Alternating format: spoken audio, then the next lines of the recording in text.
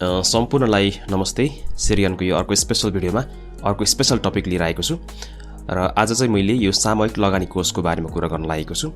Share बजारमा प्रवेश गरिसकेपछि त्यहाँ धेरैवटा अप्सनहरू छन् इन्भेस्ट गर्नको लागि, जस्तै डिभेन्चर भयो, बन्ड्स भयो, स्टक्स भयो, त्यस्तै गरी म्युचुअल फन्ड भयो हैन। म्युचुअल फन्डभित्र पनि दुईटै प्रकारहरू छन्, त्यो म एकछिनमा एक्सप्लेन गर्नेछु। यो सामूहिक लगानी कोषलाई चाहिँ म्युचुअल फन्ड पनि भन्ने गरिन्छ हैन। प्राय गरी म्युचुअल फन्ड सामूहिक लगानी कोष भन्दा पनि म्युचुअल फन्ड भनेर चिनिन्छ। र आजको यस भिडियोमा चाहिँ मैले म्युचुअल फन्ड सम्बन्धी चाहिँ A to Z एक्सप्लेनेसन, अर्थात् म्युचुअल फन्ड भनेको के हो, यसलाई कसरी इन्भेस्ट गर्ने, यसबाट कसरी फाइदाहरू हुन्छन्, ट्याक्सका कुराहरू, यसका प्रकारका कुराहरू, यसका विशेषताहरू हैन, लगायत म्युचुअल फन्डको बारेमा सम्पूर्ण तपाईको मनमा रहेको डाउटहरू। र अर्को चाहिँ म्युचुअल फन्ड पनि एउटा चाहिँ इन्भेस्टमेन्टको एउटा राम्रो इन्स्ट्रुमेन्ट रहेछ भन्ने कुरा तपाईहरुलाई बुझाउनको लागि यो भिडियो तयार पारेको छु। कृपया भिडियोलाई सुरुदेखि अन्त्यसम्म हेरिदिनु होला।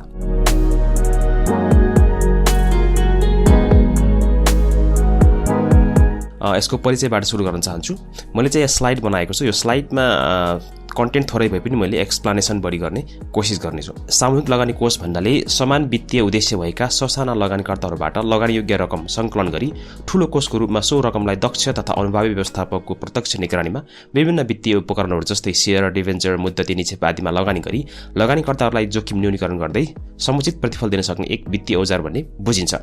अर्थात् यो म्युचुअल फन्ड भनेको चाहिँ एउटा फन्ड हो, एउटा कोष हो जुन चाहिँ दक्ष र अनुभवी व्यवस्थापकले सञ्चालन गर्छ, यसलाई म्यानेज गर्छ। यसलाई सजिलो भाषामा बुझ्नु पर्दाखेरि चाहिँ तपाईको पैसा आफैले लगानी गर्ने होइन, एउटा यस्तो अनुभवी व्यवस्थापकलाई तपाईको पैसा दिने हो र त्यो पैसा उनीहरूले चाहिँ विभिन्न उपकरणहरू जस्तै शेयर भयो, डिभेन्चर भयो लगायतका विभिन्न फिल्डमा चाहिँ उनीहरूले लगानी गरेर जुन त्यो युनिट किनेका हुन्छन्, व्यक्तिहरू लगानी गरेका हुन्छन्, तिनीहरूलाई चाहिँ वार्षिक रूपमा रिटर्न दिइन्छ है। इन्ट्रोडक्सनमा यति भइहाल्यो। र त्यस्तै गरी म्युचुअल फन्डमा चाहिँ 3 इन्टिटिज हुन्छ, जसमा चाहिँ फन्ड स्पोन्सर हुन्छ, अनि फन्ड म्यानेजर हुन्छ र डिपोजिटरिज हुन्छ। यो फन्ड स्पोन्सर चाहिँ ब्याङ्क हुन्छ प्राय हैन, फन्ड म्यानेजर चाहिँ त्यही ब्याङ्कको क्यापिटल हुन्छ है। यो डिपोजिटरिज भनेको चाहिँ इस्यु म्यानेजर अथवा मर्चेन्ट ब्याङ्कर पनि भनिन्छ। यहाँ एउटा एक्जाम्पल देखाएको छु मैले, जसमा चाहिँ यो कुमार इक्विटी फन्ड भन्ने चाहिँ एउटा म्युचुअल फन्ड छ।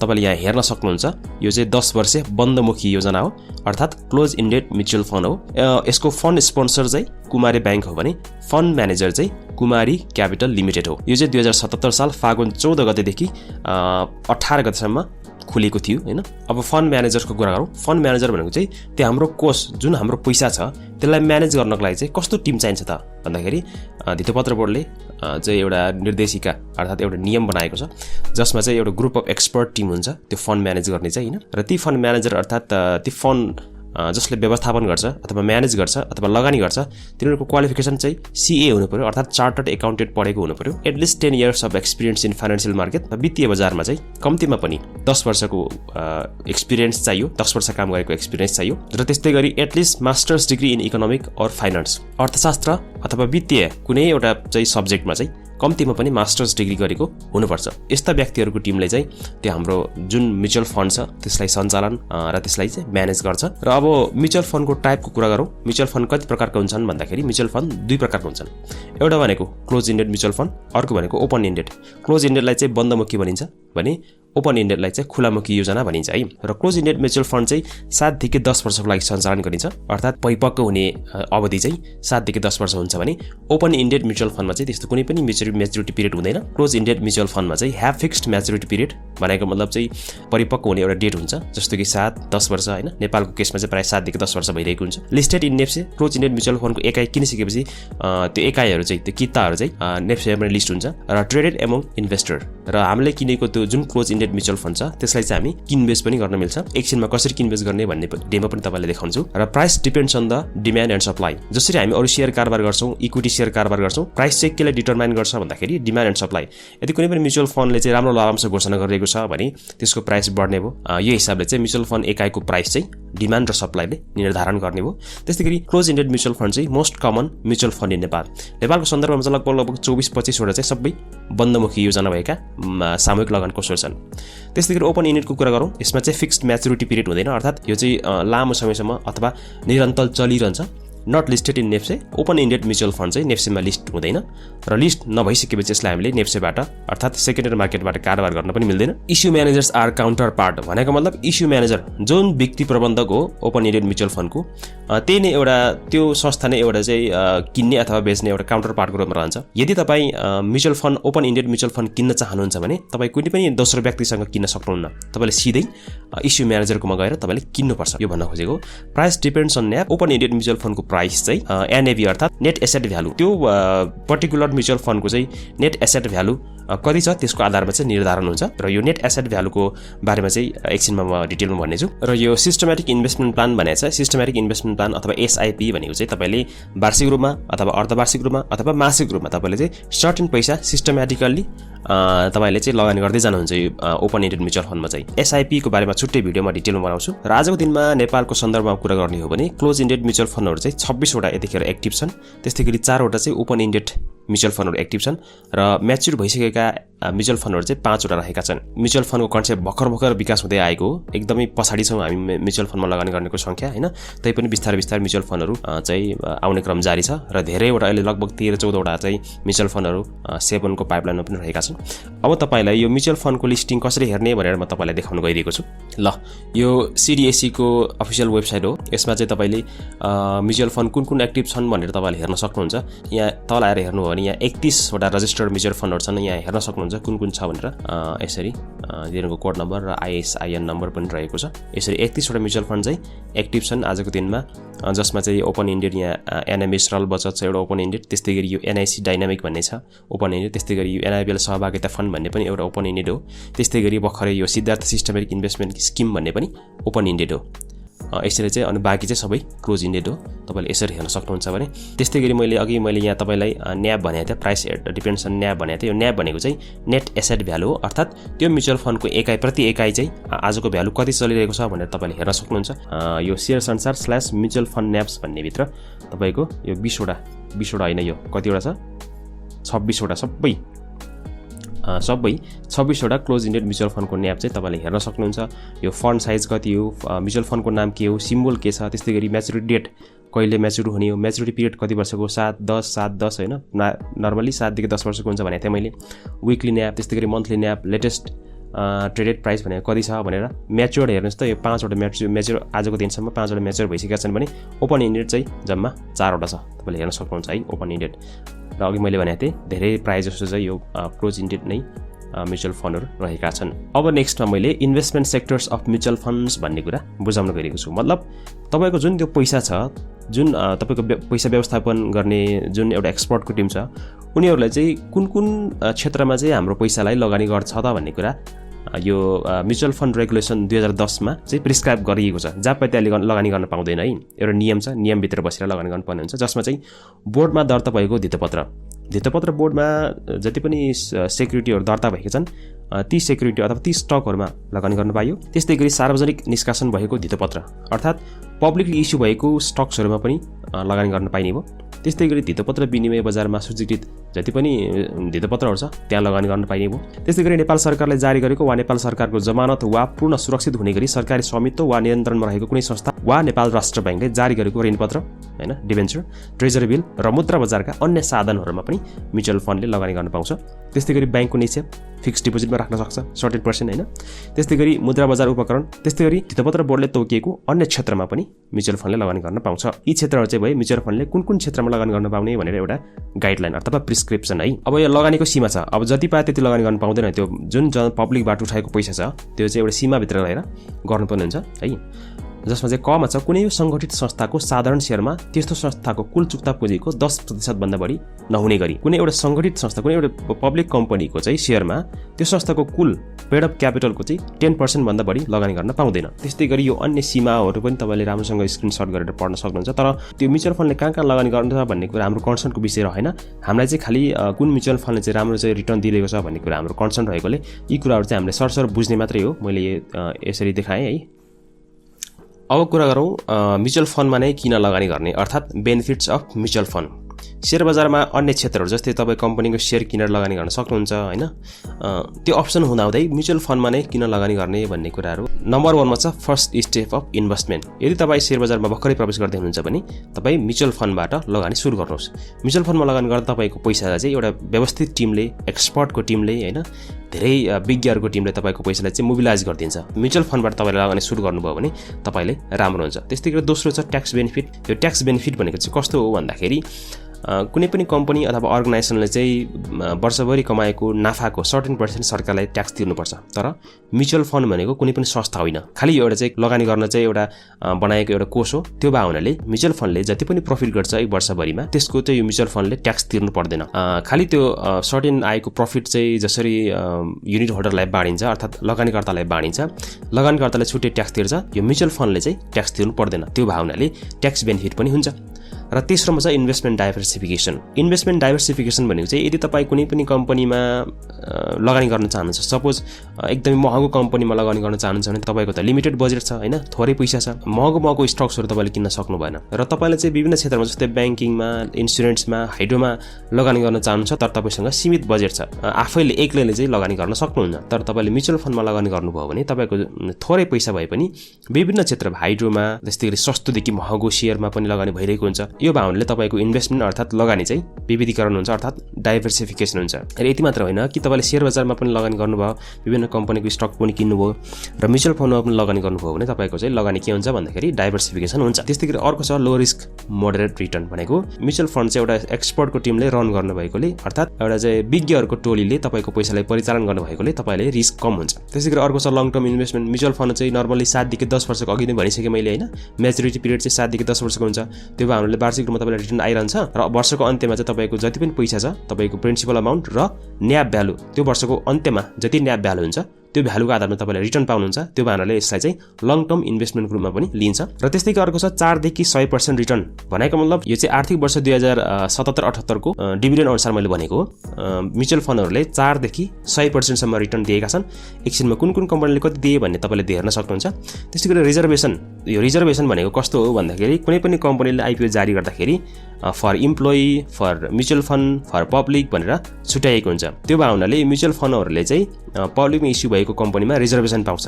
अर्थात् कुनै पनि कम्पनीले आइपिओ जारी गर्दै गरेको कुल सेयरको 5% चाहिँ म्युचुअल फन्डलाई छुट्याउनै पर्ने अहिलेको नियम छ। तपाईँले हेर्नुभयो होला म्युचुअल फन्डलाई 5% भनेर प्रत्येक कम्पनीले छुट्याइरहेको हुन्छ। म्युचुअल फन्डमा तपाईँले लगानी गर्नुभयो भने यता नर्मल आइपिओ त तपाईँले पर्दैन, गाह्रो हुन्छ। तर म्युचुअल फन्डमा तपाईँको पैसा चाहिँ इन्डाइरेक्टली आइपिओमा पनि लगानी भइरहेको हुन्छ। तपाईँले त्यो हिसाबले पनि बुझ्न सक्नुहुन्छ। त्यस्तै गरी डिस्काउन्टेड प्राइस इन बाई भनेको छ। यो डिस्काउन्टेड प्राइस इन बाई भनेको चाहिँ म्युचुअल फन्ड किन्दाखेरि चाहिँ तपाईँले न्याब भ्यालु चलिरहेको न्याब भ्यालु भन्दा डिस्काउन्टेड प्राइस अथवा त्योभन्दा कम प्राइसमा तपाईँले किन्न सक्नुहुन्छ भन्न खोजेको हो। त्यसै गरी लो ब्रोकर चार्ज कम्पेरिटिभली चाहिँ स्टक्स भन्दा म्युचुअल फन्डमा चाहिँ तपाईँले ब्रोकर चार्ज कम लाग्छ हैन। त्यस्तै गरी स्टेबल प्राइस भनेको चाहिँ यसमा नो स्पेकुलेसन, यसमा कुनै पनि प्राइसमा तलमाथि धेरै जिगज्याग हुने, कर्नरिङ हुने हैन, त्यस्तो केही हुँदैन।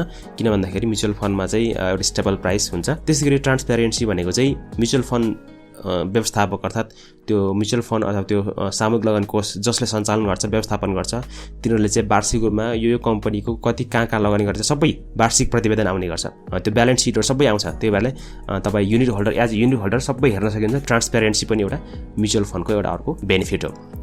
त्यसै गरी बेनिफिट मात्र होइन, यसको केही बेफाइदाहरू पनि छन्। त्यो बेफाइदाहरू मध्येमा कम्पेरिटिभली लो रिटर्न भनेको मतलब शेयर बजारमा जति तपाईँलाई फाइदा हुन्छ त्यति फाइदा हुँदैन। किन भन्दाखेरि म्युचुअल फन्डले चाहिँ त्यति धेरै एग्रेसिभ, त्यति धेरै रिस्क पनि लिँदैन। लो रिटर्न लो रिस्क भन्ने एक किसिमको कन्सेप्ट छ। तर पछिल्लो समय चाहिँ अथवा आर्थिक वर्ष 2077-78 को कुरा गर्ने हो भने मैले अघि पनि भने 4 देखि 100% सम्म पनि डिभिडेन्ड दिएका छन्। त्यस्तै गरी नो बोनस सेयर।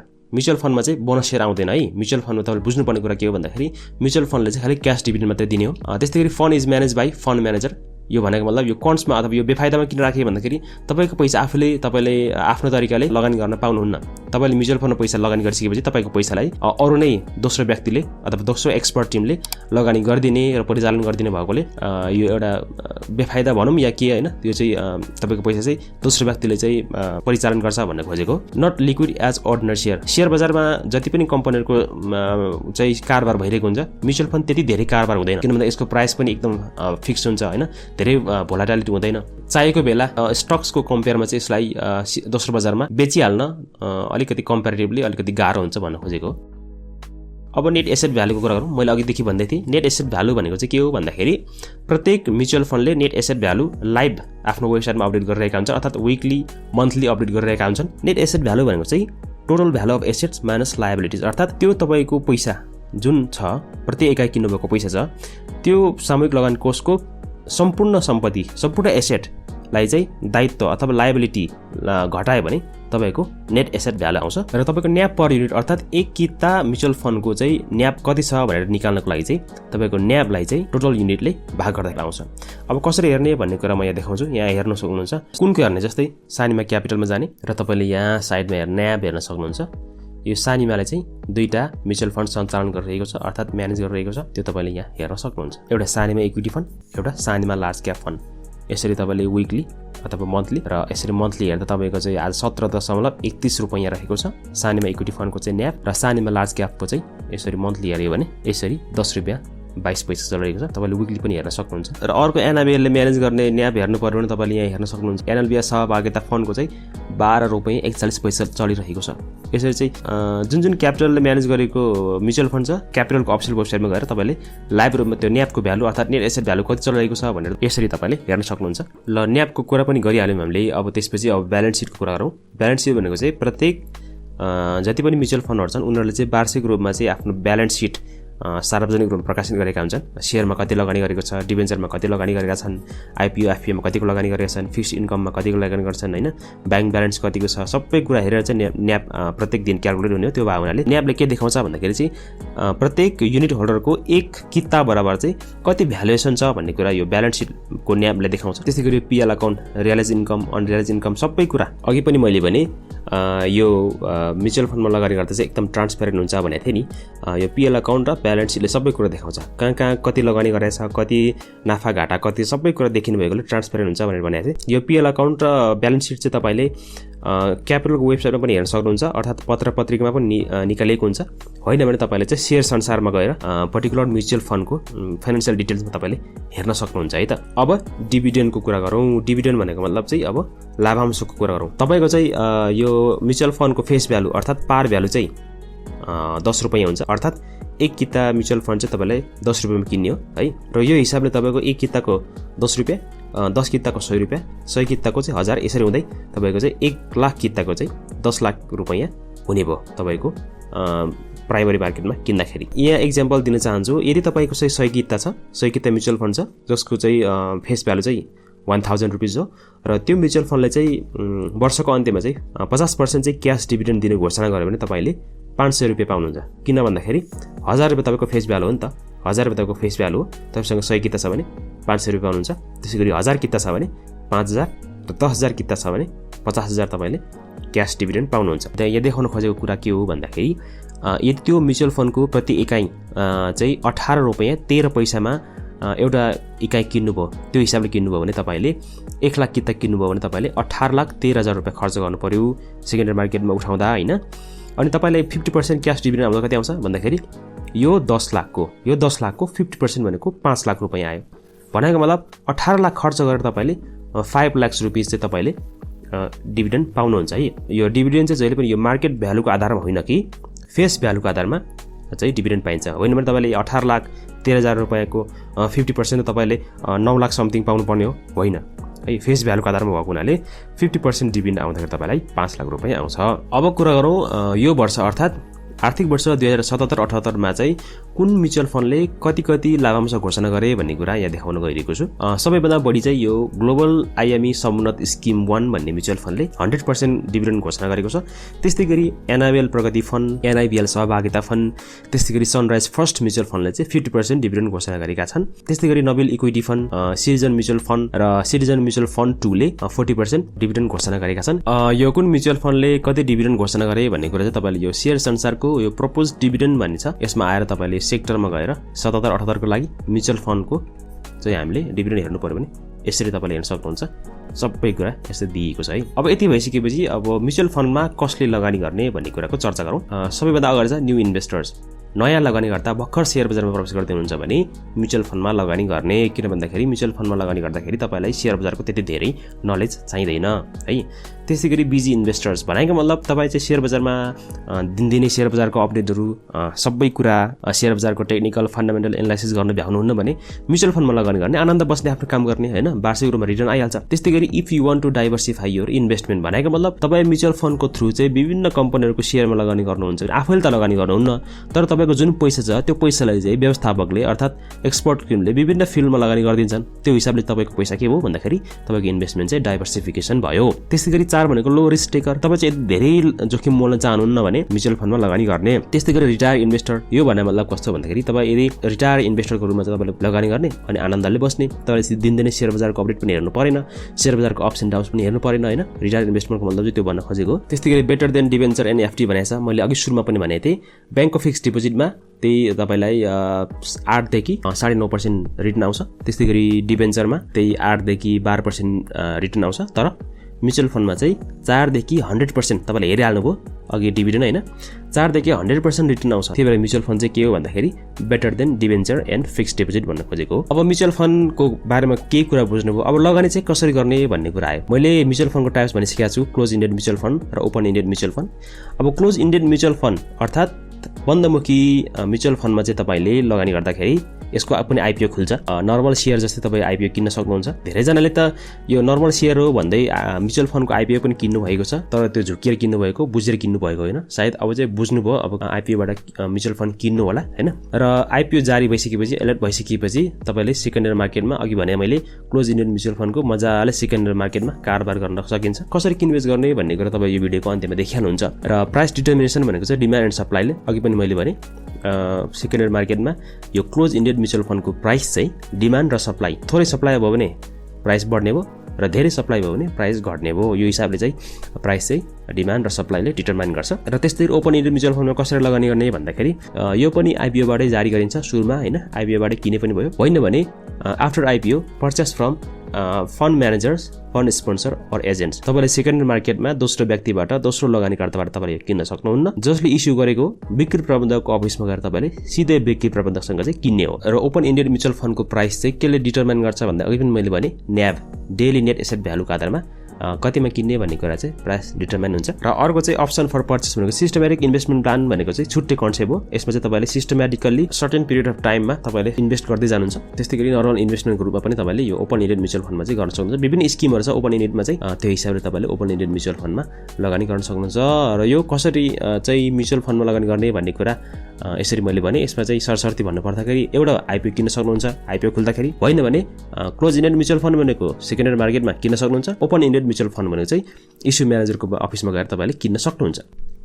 ल अब कुरा गरौँ capital gain tax on mutual fund. अब नर्मल सेयरको केसमा त हामीलाई थाहा छ क्यापिटल गेन ट्याक्स कति लाग्छ भनेर मैले पहिले पनि भिडियो बनाएको छु होइन, तपाईँले हेर्न सक्नुहुन्छ यो आई बटनमा थिचेर।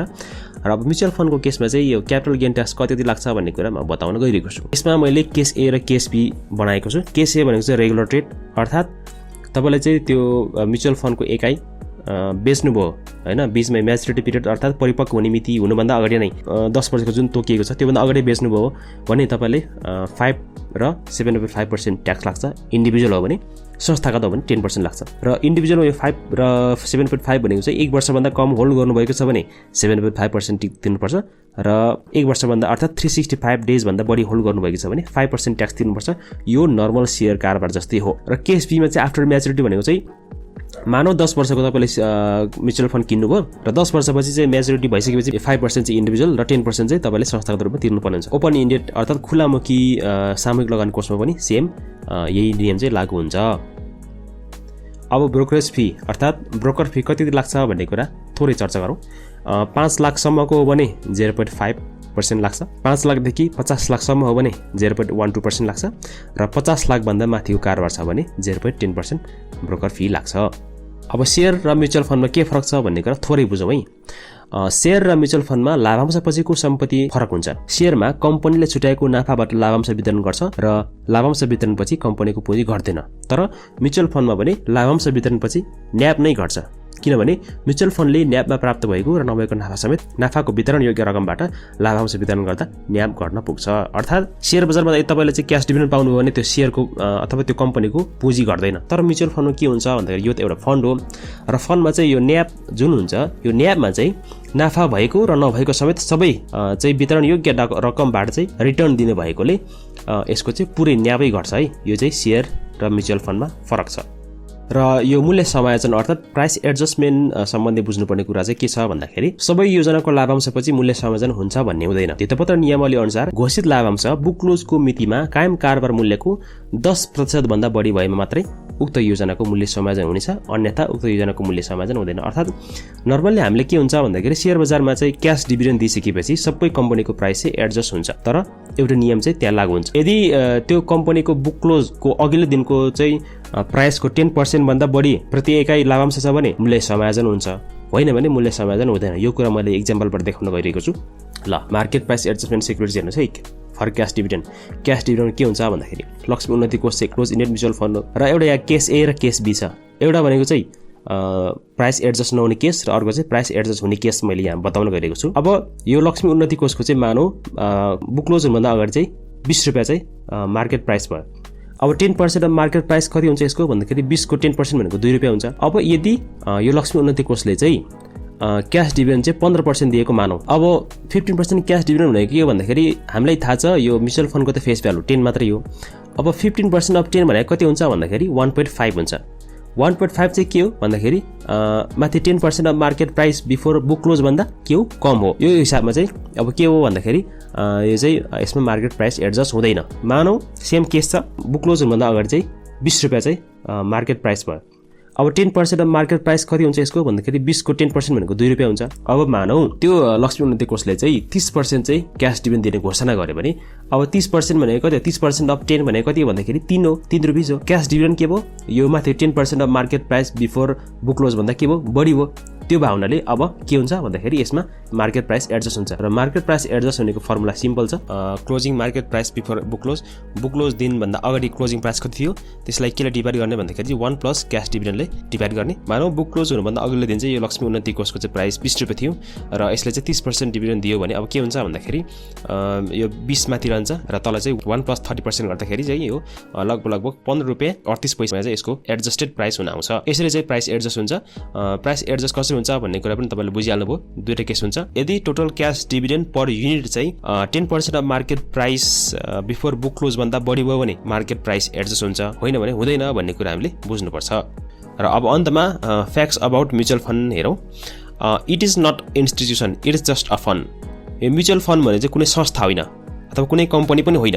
यो चाहिँ के हो भन्दाखेरि फन्ड मात्रै हो, एउटा कोष मात्रै हो जसलाई चाहिँ कसले भन्दाखेरि ब्याङ्कको क्यापिटलले म्यानेज गर्छ र प्रबन्धन कसले गर्छ भन्दाखेरि ब्याङ्कहरूले प्रबन्धन गर्छ। यसरी बुझौँ। र दोस्रोमा चाहिँ price are adjusted if criteria is met भनेको मतलब सबै म्युचुअल फन्डको मार्केट प्राइस एडजस्ट हुँदैन, क्राइटेरिया मिट हुनुपर्छ, जुन कुरा हामीले भर्खरै मात्रै हेरौँ। Unit holder get return not dividend. Normally चाहिँ म्युचुअल फन्डमा लगानी गर्ने युनिट होल्डरले चाहिँ लाभांश भन्दा पनि रिटर्न भनेर हामीले बुझ्नुपर्छ। लाभांश पाउने होइन कि, लाभांश त लाभांश हो तर बोनस पाउँदैन, खालि नगद लाभांश भएकोले यसलाई चाहिँ रिटर्न भनेर हामीले बुझ्न सक्छौँ। र त्यस्तै गरी अर्को छ unit holders must pay tax on capital gain. अर्को भनेको चाहिँ के हो भन्दाखेरि जति पनि म्युचुअल फन्डमा लगानी गर्ने लगानीकर्ताहरू छन् तिनीहरूले चाहिँ क्यापिटल गेन भएको खण्डमा ट्याक्स तिर्नै पर्छ। त्यस्तै गरी अर्को छ रिजर्भेसन अन आइपिओ भनेको चाहिँ कम्पनीले आइपिओ जारी गर्दाखेरि 5% चाहिँ म्युचुअल फन्डहरूलाई छुट्याउनै पर्छ। र यदि तपाईँले चाहिँ म्युचुअल फन्डमा लगानी गर्नुभएको छ भने जति पनि म्युचुअल फन्डहरू छन् ती म्युचुअल फन्डहरूले चाहिँ त्यो आइपिओको 5% चाहिँ किन्न पाउँछ है। त्यो चाहिँ सबैको लागि हो। त्यो भावनाले म्युचुअल फन्डमा लगानी गर्नुभयो भने तपाईँले त्यो 5% भित्र तपाईँको पनि लगानी पर्यो भन्ने कुरा तपाईँले बुझ्न सक्नुहुन्छ। Uncertainty less liquid are the reason for discounted price. अघि भने न्यापमा जति प्राइस चलिरहेको छ त्योभन्दा धेरै कम मूल्यमा हामीले सेकेन्डरी मार्केटबाट म्युचुअल फन्डको एकाइ किन्न सक्छौँ। एउटा त अनसर्टेनिटी हुन्छ किनभने कति पर्सेन्ट घोषणा गर्छ, कति पर्सेन्ट डिभिडेन्ड घोषणा गर्छ भन्ने कुरा फिक्स हुँदैन, कहिले धेरै कहिले कम भइरहेको हुन्छ।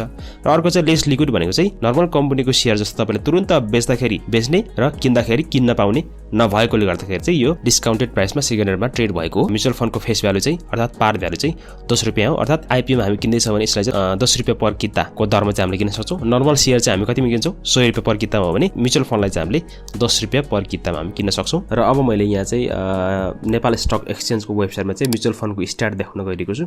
तपाईँ हामीले जति पनि कारोबार गर्छौँ, जति पनि सबै कुरा हामीले यो नेफ्सेको वेबसाइटबाट हेर्न सक्छौँ भने तपाईँले यहाँ हेरेर सब इन्डेक्सेसमा जानुभयो भने तल आएर यो म्युचुअल फन्ड भन्ने छ नि, म्युचुअल फन्डमा यसरी हेर्न सक्छौँ। अहिले म्युचुअल फन्डको चाहिँ इन्डेक्स कतिमा चलिरहेको छ, 15.59 अङ्कमा चलिरहेको छ भने भर्खरको हिजोको मार्केटमा 0.34 पोइन्ट घटेको थियो र चेन्ज चाहिँ 2.12%ले चेन्ज भएको थियो। यसरी म्युचुअल फन्डको हामीले हेर्न सक्छौँ है। म्युचुअल फन्डमा हामीले हेर्नु पऱ्यो भने सबै कुरा यहाँबाट हेर्ने इक्विटी होइन, यहाँ म्युचुअल फन्ड गऱ्यो भने सबै कुरा हामीले हेर्न मिल्छ है। यसरी सबै कुरा एक्टिभ छ कि इनएक्टिभ छ सबै कुरा हेर्न मिल्छ। यो चाहिँ अघि मैले सेयर सेन्सरको वेबसाइटमा पनि तपाईँलाई हेर्न सिकाएँ। ल अब चाहिँ मैले म्युचुअल फन्डलाई टिएमएसबाट अर्थात् सेकेन्डरी मार्केटमा कसरी किनबेच गर्ने भनेर देखाउन गइरहेको छु। मैले अघि पनि भनेको छु कि यो क्लोज इन्डेड म्युचुअल फन्डलाई हामीले सेकेन्डरी मार्केटमा किनबेच पनि गर्न सकिन्छ भनेर भनेको छु। त्यो हिसाबले मैले अब यहाँ किनबेच कसरी गर्ने भनेर देखाउन गइरहेको छु। सबैभन्दा अगाडि तपाईँले आफ्नो टिएमएसमा लगइन हुनु पऱ्यो। जसरी हामी नर्मल सेयरलाई चाहिँ हामी किनबेच गर्छौँ त्यसै गरी यहाँ अर्डर म्यानेजमेन्टभित्रको बाई सेल्समा जानु पऱ्यो र त्यसपछि तपाईँले यहाँ इन्स्ट्यान्ट भन्ने छ, यसमा चाहिँ इक्विटी, यो इक्विटी चाहिँ नर्मल हामीले सेयर भयो होइन। त्यस्तै गरी यो बन्ड भन्ने हुन्छ, एमएफ भनेको म्युचुअल फन्ड हो होइन, एनसिडी भनेको नन कन्भर्टेबल डिभेन्चर लगायत अन्य सबै कुराहरू छ। मैले टिएमएसको ट्युटोरियल गर्दाखेरि सबै तपाईँले देखाएको थिएँ के हो कसो हो, यो सबै कसरी चलाउने भनेर। यो माथि कन्टिन्युस छँदैछ। कन्टिन्युस भनेको अहिले बजार खुलिरहेको बेला हो। बजार भनेको आइतबारदेखि बिहिबारको समयमा बिहान 11 देखि 3 बजीसम्मको समयलाई कन्टिन्युस भनिन्छ होइन। त्यसमा चाहिँ इन्स्ट्यान्ट भन्नेमा इक्विटी भन्ने चाहिँ यसमा चाहिँ एमएफ गर्ने हो। हामीले म्युचुअल फन्डको जब किनबेच गर्छौँ त्यो बेला हामीले एमएफ गर्ने हो है। हामी के गर्यौँ भन्दाखेरि इक्विटीको ठाउँमा एमएफ गऱ्यौँ। त्यसपछि हामीले यहाँ म्युचुअल फन्ड, कुन चाहिँ म्युचुअल फन्ड आफूले किन्न चाहेको अथवा बेच्न चाहेको होइन, आफूले अलरेडी किनेको छ भने त्यसलाई बेच्नु पऱ्यो अथवा किन्न चाहेको खण्डमा हामीले माथि बाई र सेल, ठ्याक्कै नर्मल सेयर जस्तै हो। बाई सेल किन्न चाह्यो भने बाई गर्ने, होइन भने सेल गर्ने होइन। र तपाईँलाई अर्को पनि कुरा भनेको थिएँ कि हामीले चाहिँ म्युचुअल फन्ड किन्दाखेरि, म्युचुअल फन्डको एकाइ किन्दाखेरि न्याबको बारेमा मैले भनिसकेको छु। यो न्याबको रिपोर्ट अथवा न्याबको भ्यालु भन्दा चाहिँ डिस्काउन्टेड प्राइसमा किन्न सकिन्छ भनेर भनेको थिएँ। त्यो एउटा म्युचुअल फन्डको बेनिफिट्स पनि हो। बेनिफिट्स तर नर्मली हामीले चाहिँ न्याबको भ्यालु भन्दा डिस्काउन्टेड प्राइस अर्थात् त्योभन्दा कम भ्यालुमा हामीले सेकेन्डरी मार्केटमा किनबेच गर्न सक्छौँ। जस्तै यो सानिमा क्यापिटल भन्ने छ, हेर्नुहोस् सानिमा क्यापिटलको न्याब, सानिमा क्यापिटलको दुईवटा म्युचुअल फन्ड छ है। एउटा सानिमा इक्विटी फन्ड छ भने अर्को सानिमा लार्ज क्याप चाहिँ फन्ड छ। यो दुईवटा म्युचुअल फन्ड छ सानिमाको। मैले उदाहरणको लागि त्यहाँ देखाउँदैछु।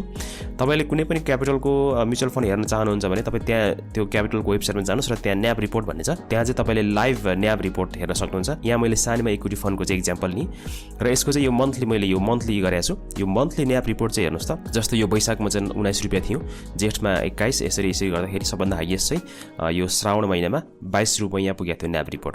त्यसपछि यो भदौमा अलिकति घट्यो र असोजमा घट्यो, 17-33मा झरिसकेको छ असोजमा, र कार्तिकको अब रिपोर्ट आउने बाँकी छ। यसलाई मैले विकली गरेँ भने यसरी चेन्ज हुन्छ, विकली गऱ्यो भने यसरी चेन्ज हुन्छ र विकली रिपोर्ट चाहिँ यसरी तपाईँले हेर्न सक्नुहुन्छ। अहिलेको कुरा गर्ने भने 17 रुपियाँ 67 पैसा चलिरहेको छ यो न्याब रिपोर्ट सानिमा इक्विटी फन्डको होइन। अब यो 17 रुपियाँ चाहिँ लगभग 18 रुपियाँ न्याब चलिरहेको यो सानिमा इक्विटी फन्डको सेकेन्डरी मार्केटमा चाहिँ भ्यालु अथवा त्यसको प्राइस कति छ भनेर बुझ्नको लागि यहाँ हेर्छु है। मैले एमएफ गरिसकेको छु, यसमा सानिमा गर्छु, सानिमा इक्विटी फन्ड र सानिमा लार्ज क्याप फन्ड आयो। सानिमा इक्विटी फन्डको चाहिँ म हेर्ने हो।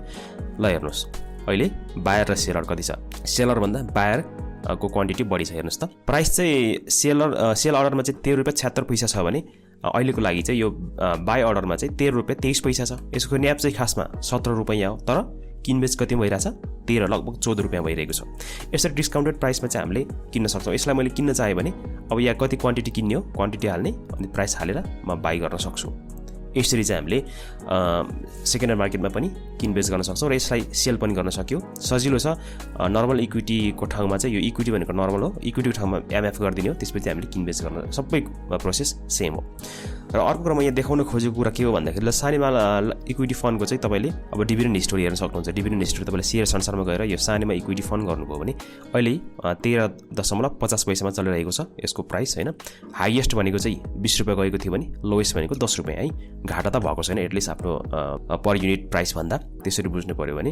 अब तल तपाईँले डिभिडेन्ड हिस्टोरी हेर्नुहुन्छ भने हेर्नुहोस् है, डिभिडेन्ड हिस्टोरी भनेको चाहिँ यो 3 वर्ष भएछ यो सञ्चालनमा आएको र प्रत्येक वर्ष मैले भनेको थिएँ बोनस डिभिडेन्ड दिँदैन, कुनै पनि म्युचुअल फन्डले बोनस दिँदैन, जहिले पनि क्यास डिभिडेन्ड दिनु र डिभिडेन्ड भन्दा पनि हामीले रिटर्न भन्ने गर्छौँ। हेर्नुहोस् त, पहिलो वर्ष यसले 10% दियो, दोस्रो वर्ष 7% र तेस्रो वर्ष 33% दिएको छ। लेटेस्ट चाहिँ यसको 33% छ है। भनेपछि अहिले आर्थिक वर्ष 77-78 को लागि पनि बुक क्लोज भइसकेको छ र डिभिडेन्ड पनि घोषणा भइसकेको छ, 33% दिएको छ। भनेपछि अब यो बुक क्लोज त गरिसक्यो होइन, बुक क्लोज गरिसक्यो भनेपछि अहिले यसको फेरि प्राइस एडजस्ट भएर प्राइस घटेको हो। र प्राइस हिस्टोरी तपाईँले हेर्नुभयो भने यहाँ प्राइस हिस्टोरीमा यसरी हेर्नुहोस् त, प्राइस हिस्टोरी पनि हामीले हेर्न सक्छौँ। यो चाहिँ सेप्टेम्बर 17 मा चाहिँ बुक क्लोज थियो, सेप्टेम्बर 17 मा बुक क्लोज थियो भने यो सेप्टेम्बर 16 हेर्नुहोस् त, 16 मा चाहिँ यसको प्राइस कति चलिरहेको थियो भन्दाखेरि 16 रुपैयाँ 15 पैसा चलिरहेको थियो र त्यसपछि लगत्तै प्राइस एडजस्ट भएर 12 रुपैयाँ 40 पैसामा कारोबार सुरु भयो। यसरी प्राइस एडजस्ट भइसकेपछि यो घटेको र अहिले मार्केटमा चाहिँ 13 रुपैयाँ लगभग 13.5 रुपैयाँमा चाहिँ कारोबार भइरहेको छ। यसरी चाहिँ मैले यो म्युचुअल फन्डको डेटा पनि तपाईँले हेर्न सक्नुहुन्छ, बुक क्लोज कहिले भएको हो।